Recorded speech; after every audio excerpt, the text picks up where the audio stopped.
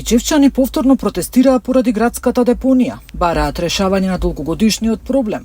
Тие, како што и предупредија дека нема да застанат, овој пат го зедоа ѓубрето со себе и го расфрлаа во дворот на општината. Дојде време и да почувствуваат дело до она што нас цело време ни го сервираат.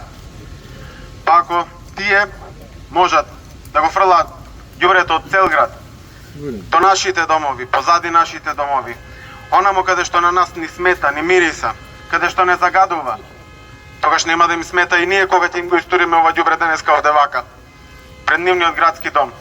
Од таму од каде што ни ја направија ова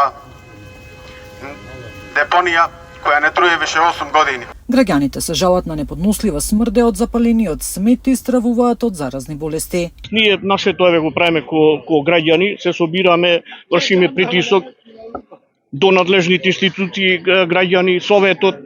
Ние умираме овде во градот. Никој не зборува вистината овде колку пати се запалило ѓубрето во Кичево, колку пати интервенирала пожарна полиција.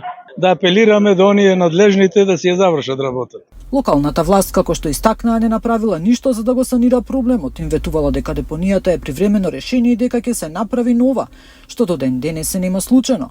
Во меѓувреме купишта ѓубре се таложат и стануваат уште поголема закана за кичевчани. Тие бараат да се отстрани и да се изгради депонија по европски стандарди.